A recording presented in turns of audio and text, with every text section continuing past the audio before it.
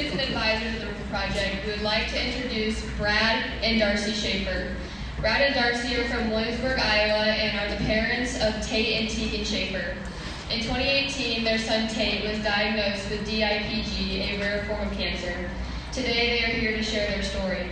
You are all given note cards, and if you have any questions, please write them down and raise them up, and me and Lydia will come pick them up. Please give your full attention to the Schaefers.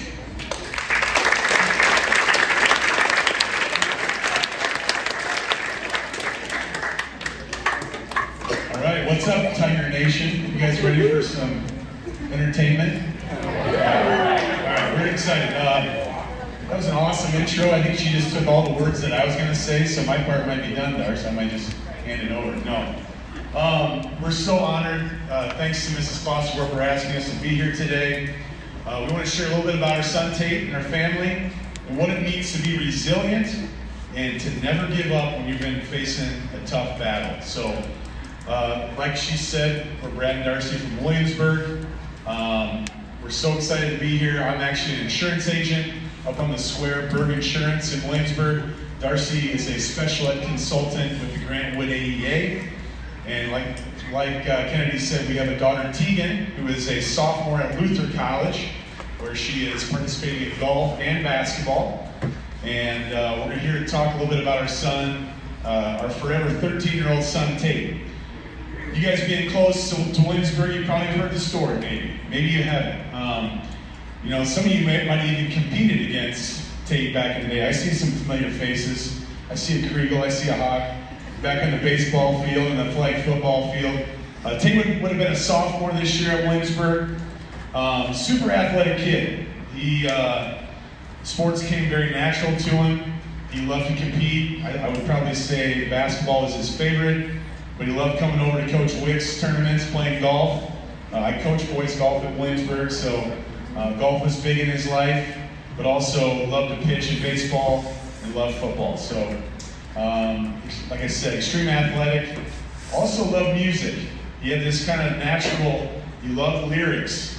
He could hear a song one time, he loved lyrics, and he thought he was quite the ladies' man back in 5th grade. I mean, of course he's my son, so it's probably, it comes by naturally, right? Yeah. With that, I'll turn it over to Darcy. So a little bit about Tate, before cancer.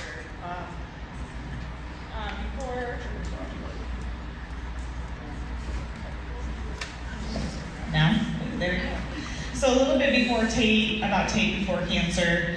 I don't know if you can tell by Brad's demeanor, but Tate also was very charming, right? He was a friend to everybody.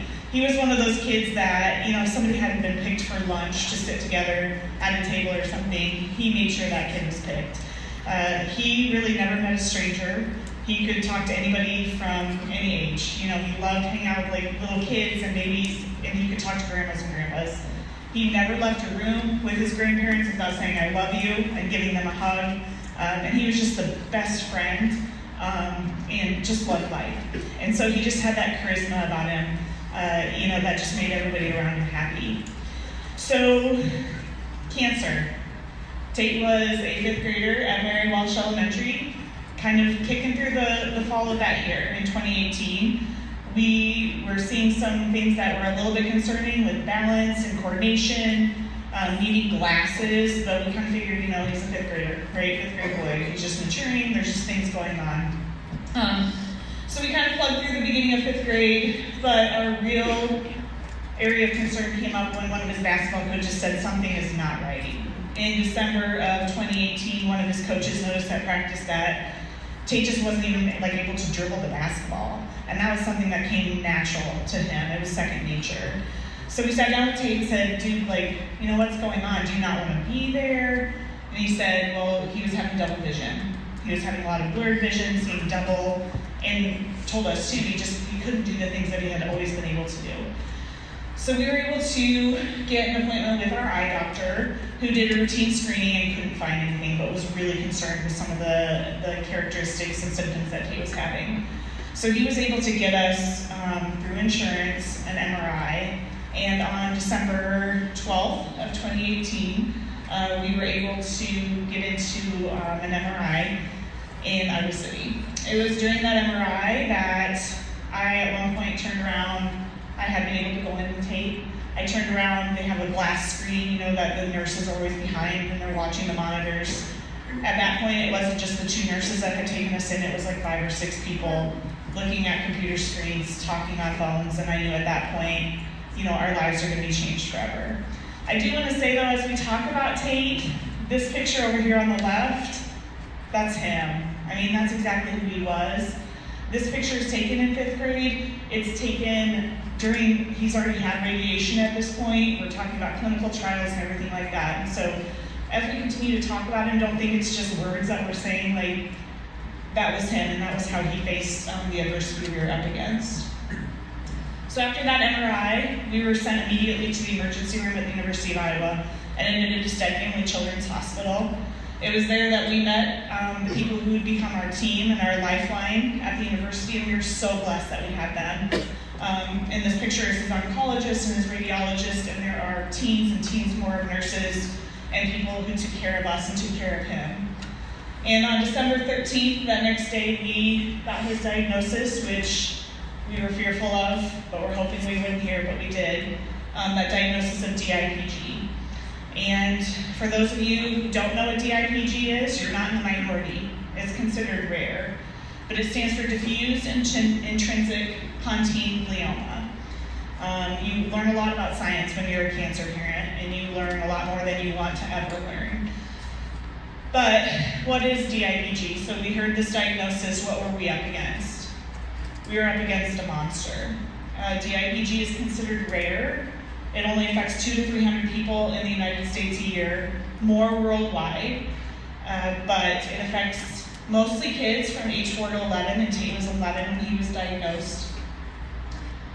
DIPG, like I said, is a monster. The median diagnosis, or median life expectancy after diagnosis, is 9 to 12 months. So you're given about a year. There is no cure for DIPG. What happens is the tumor settles itself in the pons of your brainstem. If you guys know science, you know anything about that, your brainstem is grand central station of your body, right? Everything goes through that. And so those tumor cells intertwine themselves with the really good, healthy cells, and you can't get them out. You can't do surgery on them because you would destroy everything you need to live. So there's no cure for this. There's only treatment, and treatment is radiation, which Brad will talk about in just a little bit. But I think something we want you guys to take away from, some of you, are close to graduating from high school, you're going to be able to vote soon, and even you guys who aren't, something to think about is you have a voice in politics, and you have a voice in choosing the people that represent things that are important to you. And we always like to talk about the funding for DIPG and for children's cancer in general. September is Pediatric Cancer Awareness Month. And so we always like to bring light to the lack of funding there is for pediatric cancer. Right now, the federal budget for cancer, out of all of that money, 4% goes to pediatric cancer. So if you talk about for every $100 that the government has to spend on researching cancer, pediatric cancer gets $4. Out of that, DIPG gets 0.0005% of that $4, so about a penny. It's rare, but a lot of people think that once they find what they can do to cure DIPG, they'll have the key to curing all cancer. So it's just something I want you guys to think about if you see fundraisers, if you're interested in fundraising. We've done a lot with our foundation. In Tate's honor, we promised him we would help cure this monster, and we're going to do it. We're a part of a couple different things nationwide with other families. So if you guys are ever interested in that, or you hear people talking about pediatric cancer and funding, just make sure you kind of listen and do what you can. So in terms of the radiation, we took that as our first step because that is the first step, and I'll let Brad kind of talk about what we did from there. So you're 5th grade. You're in 5th grade, and you're given 9 to 12 months to live. What do you do? And Tate led the charge on this. He said, we're going to roll up our sleeves. We're going to defy the odds. We're going to be the 1%. We're going to go get this. Immediately, our community of Williamsburg, along with the outreaching communities, I'm sure some of you and your families also helped contribute. Our town had a huge benefit for us to allow us to go make memories, allow us to chase the travel, and also to go to clinical trials. So, like Darcy said, we did 31 treatments of radiation right away. That's the first thing. So Tate would go every day. You guys all know Elite Sports, right? Elite Sports in Williamsburg. Jared Kleinmeyer, good buddy. He made 31 athletes for Tate, whether it was baseball, golf, football, basketball, and he put Tater Tough tattoos all over him. So he had a calendar, and every day he'd check one off. He'd go in, he'd charm the ladies at the hospital. But throughout that, we did 31 treatments in 6 weeks. But we also took many trips. So we were able to go to the Iowa Bowl game right away. He had treatment Friday morning. Friday afternoon, we were in a beach in Florida. Okay, watching the game on Saturday, hanging out on the beach on Sunday, home Monday, treatment on Monday. So he always put a smile on his face. He's like, this is what we got to do. Roll your sleeves up, go to work. It's time to battle. One of his Make-A-Wish trips was to Turks and Caicos.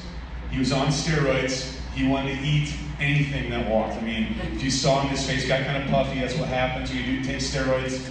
But you want to eat.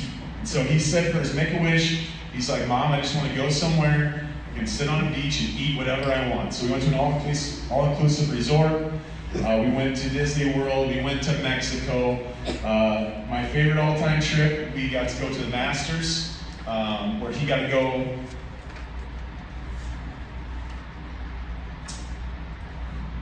I always get emotional on this one. You got to go in the champions locker room. And so if you've ever seen Augusta, they're only the champions go to the champions locker room. You got to go with Charles Schwartzel. You got to meet Patrick Reed, Zach Johnson, Gary Player, a bunch of Masters champions. Got to put on green jackets, take pictures of the trophy. They wouldn't let me go. Only the champions could go. So, but then you also know our buddy Austin Blythe played for the Rams, and we got to go to the Super Bowl. I mean, we packed a lifetime of memories while he's doing treatment, while he's fighting for his life. Gets to go to the Super Bowl while he's fighting for his life, going through crappy treatment. Like Darcy said, we did choose clinical trials. That's the next step. We went and chose a CED trial out in San Francisco. It was either go to the East Coast or go to the West Coast. Tate said, why would we go to the East Coast when we could go to California? So went to California. This is kind of a graphic photo, but with the brain stem tumor, they had this trial where they put a tube into his brain stem and they slowly administered chemotherapy into the brain stem. We went out May, June, August, and October. We did over 9 round trips to San Francisco. Right across the street from the family house where we stayed, there was a 36-hole putt-putt course. Tate would go through this treatment, but the minute he could stand, he was like, let's go play putt-putt. So we'd wheel him out there, he'd putt in his wheelchair, and just never quit, and always had a smile on his face. The thing that Tate, here you see, that was a tournament in Sigourney. He's having treatment and CED trial at that point. He still wanted to play basketball. He still has his dad's ups, though. Not quite getting that up high up, but this was a really cool tournament. This was after he did 31 treatments of radiation, 4 rounds of CED trial, and still got a pitch, and still struck dudes out. Pretty amazing. So that's what he wanted. That's what motivated him. His buddies, his friends, competition. Hated to lose, and it continued to drive him. He tried to always turn a negative into a positive. It's like you get dealt a bad hand, something goes wrong in your life. Can you turn it to where something good has to come out of this, right? We got to find something good out of this. The next one. Here is, this was in San Francisco. This was a cool trip that, went out to see Austin. We did get to go front row of the Cubs. So multiple more memories. Can I talk a little bit next about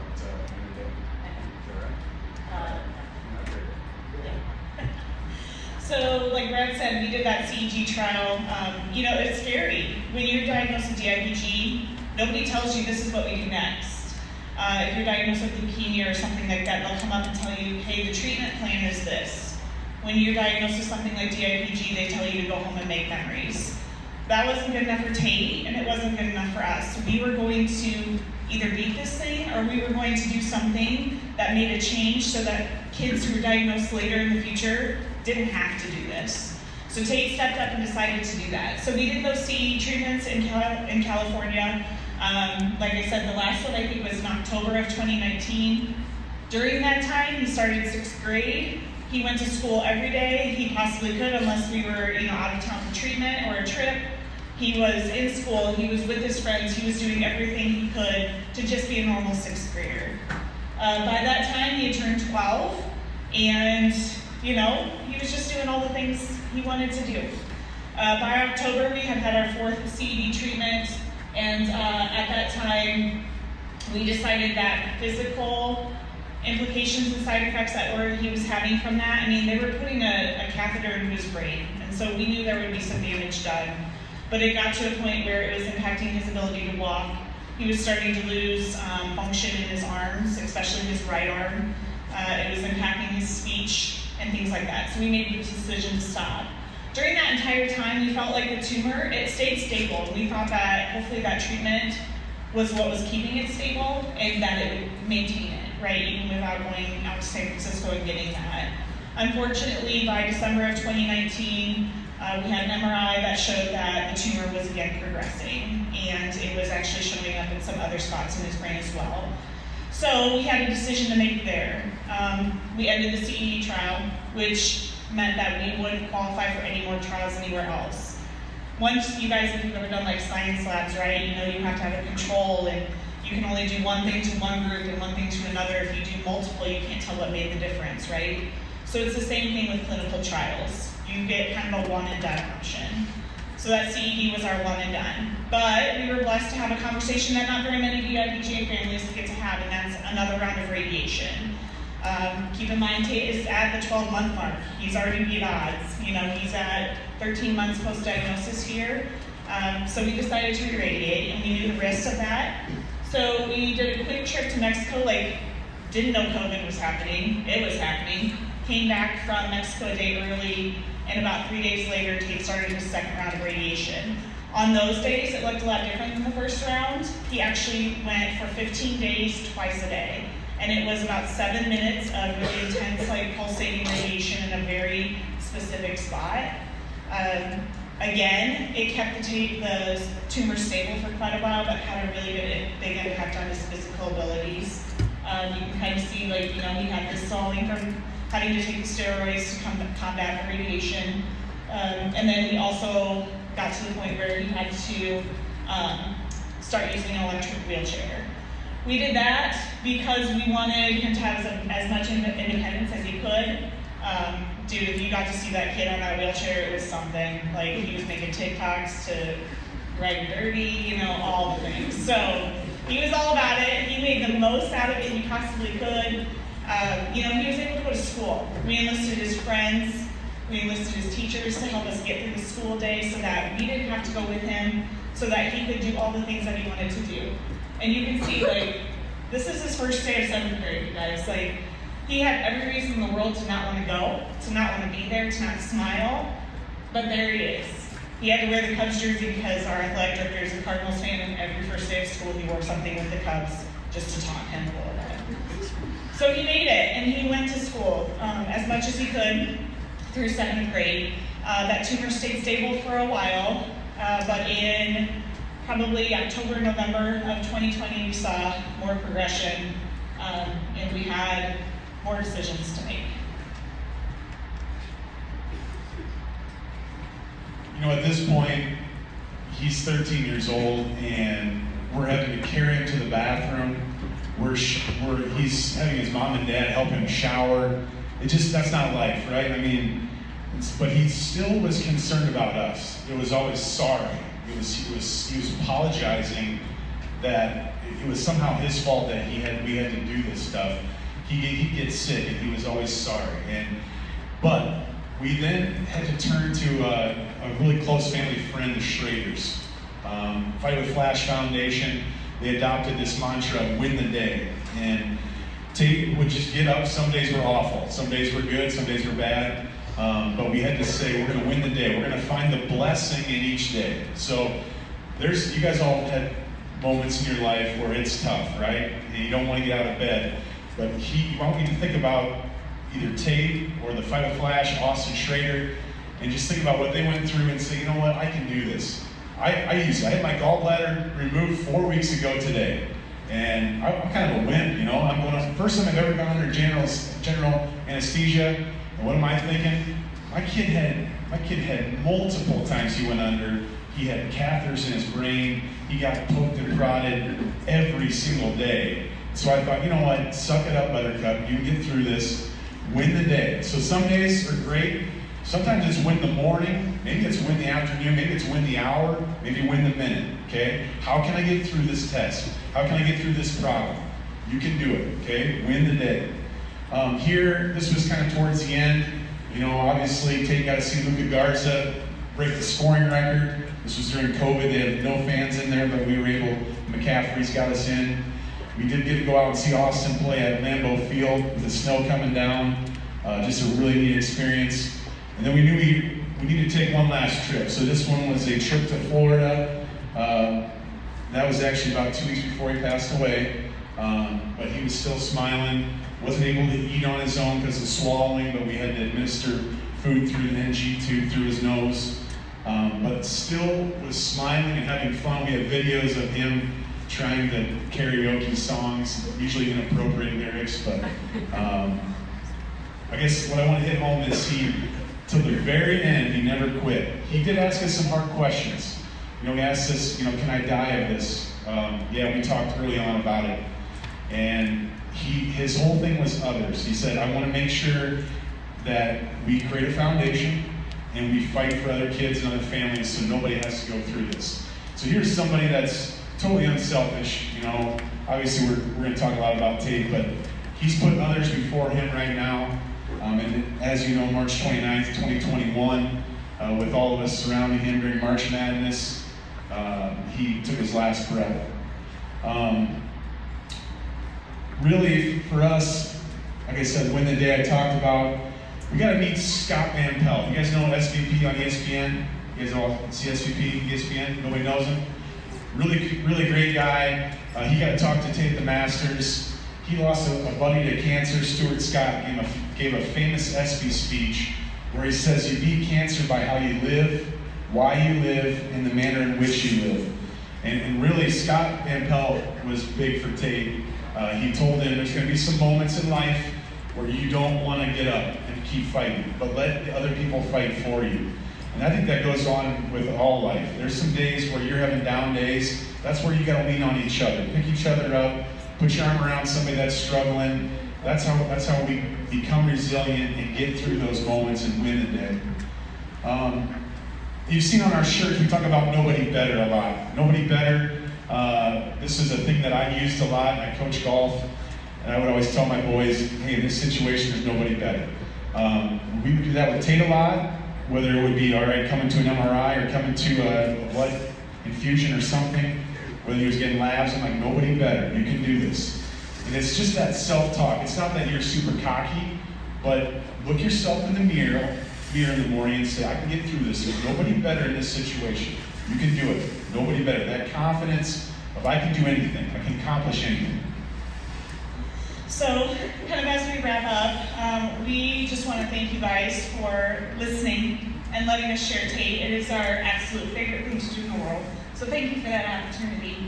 And I think more than anything, we just really want you to take away some of those things that can help you. We understand that there are moments that only you experience and that only you know about, but you are not alone.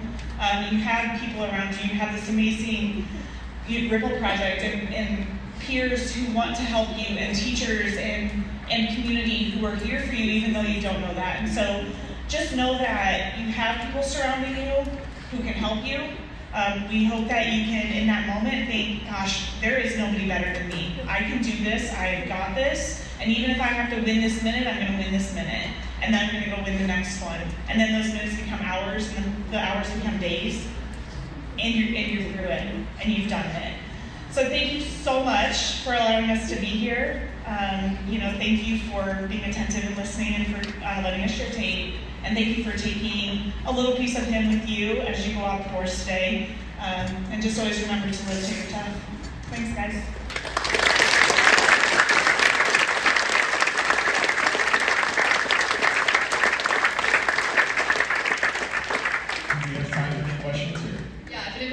questions, you can hold up your note cards and somebody can come pick that up. Don't be shy. We're not shy.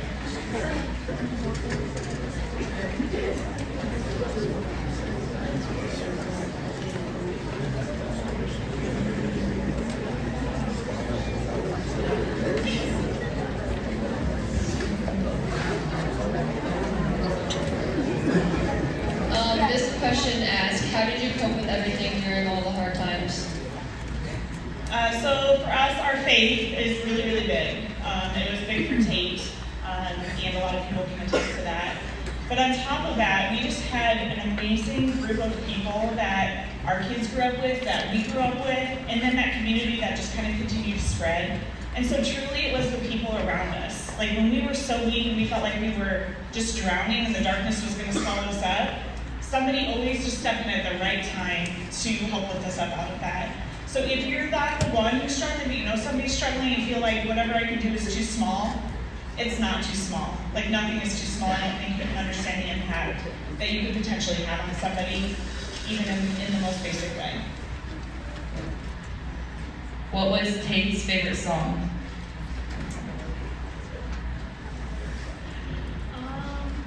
So he was like an old school guy. He would sing Sweet Caroline, Living on a Prayer, Bon Jovi, knew every lyric. What else? I mean, newer stuff. These guys. He loved the little Juice WRLD, right? So we actually have he was all over the place, you guys. So we have a YouTube channel that we have like his favorite songs that he would play the most. And we have a Facebook page, Tater Tough. If you go to that, I think you can find it on there too. And there's just a whole, like he has country on there, he has got a little bit of everything, but like I said, the kid knew lyrics to everything and just loved to listen to music.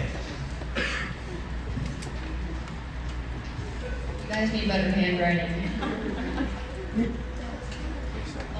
This one asks, do you like talking in front of students? We love the attention, can you tell? Right. I was actually a former teacher, taught for 5 years. Darcy has been a teacher for years too. I still coach. Yeah, you guys are the best. Kids, you guys did a great job today listening. You're the next generation. You guys are going to make a difference in the world. I really appreciate how everybody was locked in. Very impressive. And I think too, like something we learned from another cancer family is, we don't get to go to events for Tate anymore, right? Like he would have been playing football right now. He would be playing basketball. Like we don't get to go watch him do those things, but how we get to enjoy him and share him is by doing things like this. So we absolutely love being able to come and share and talk about him whenever we can. What did Tate do in his free time? So he loved video games too. Once he lost sports during his fight, we had to start playing like, what's it? What's it? NBA 2K, is that right? NBA 2K and football and Madden, all this stuff, which I was awful at. Like at one point, he wouldn't even tell me how you can like change defenses. I'm like, come on, dude. He was killing me. But music. He loved to be outside. I mean, when he was little and he was outside playing sports, we had a neighborhood group that played a game called Wennis with tennis balls. It was like baseball, but like kickball too. You guys are nodding. You know what Wennis is? Yeah. I don't know. They'd be screaming and crying about so-and-so cheated, and they'd come home and they'd do it all over again the next day. How did you raise such a nice, smart, and brave child? Well, thank you, first of all. I did all of it, by the way. Obviously, that tells you the answer. So, again, we really attribute that to the people that we surrounded our children with growing up. We really tried to have positive influences in their life, but also show them adversity and show them that life isn't always easy for people. I used to be a teacher at a shelter for kids who were removed from their homes, who were maybe going to treatment or couldn't live in their homes anymore. And a lot of times I would take Tegan and Tate to go meet those kids and to kind of talk about them and understand that not everybody comes from the same background, and you have to be, open and gracious to people, and appreciate that. And so obviously we have Brad, who makes life pretty fun, right, and light. So I think I attribute a lot of that, the Tate's characteristics of that to him, but also the people that we just were able to surround ourselves up with our kids growing up. I would chime in too. We also said no a lot. You know, there's times where you think your parents are being, it's ridiculous. We said no a lot, and I think that's half of it is, you guys all know some kids their parents never tell them no, right? They get to do everything. They get to stay up late, they get to watch whatever they want. We said no a lot, and I think that's one of the reasons why he has a good character. How did Tegan handle going through everything with Tate? So Tegan was an absolute rock star. You know, she could have gotten lost in all of it, and she could have used it as an excuse to do a lot of things or not do a lot of things, but she didn't choose that. She was the main source of Tate's strength. We don't talk about her a lot. We kind of let her decide when we're going to talk about her, and she gets to kind of be her own person now that she's at college and not Tate's sister. But she was his rock. I mean, at any point in time, she would be right beside his side, messing with him. They would try and wrestle. I'm like, dude, he just had a catheter in his brain 2 days ago. Get off of him, like, stop. She kept it normal, and she kept it real. You know, she had an amazing group of friends that really led her through a lot of tough times and shared things with them that she didn't have to share with us, and we were super confident in that. And so again, that friendship piece was huge for her. She had sports too, and we had the community and the support of so many other communities when we would go to her basketball games or her golf meets, supporting her and supporting Tate. So like I said, she was an absolute rock. She was his rock for sure. What is Tate's favorite football team or basketball team? So football team, he's always been Iowa Hawkeyes. So, you know, Hawkeyes, true and true. With the NFL, we followed whoever Austin Blythe was playing, or whoever he was playing for. We love the Colts, the Rams, Seahawks, Kansas City. We've even talked now as a family who we're gonna cheer for. Now it's kind of hard. We need to find a team, but NBA, he was kind of a Warriors guy. He wasn't a huge LeBron guy.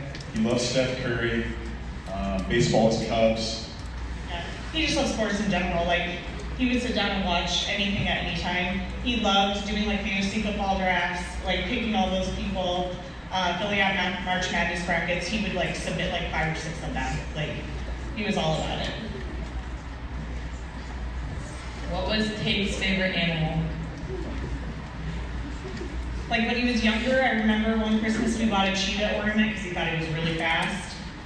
He wasn't like always super fast. He may have got some genes from somebody for that. But I would say cheetah, like fast, really stealthy, all those kind of things. We do have a dog in Harbor that they were like besties for the resties, right? So he obviously loved him forever, so. I think that's all the questions. We want to thank you guys for coming and sharing your story with us and taking time of your day to share with us. Ripple Project kids stay here and everybody else is dismissed for 7th hour. Thank you.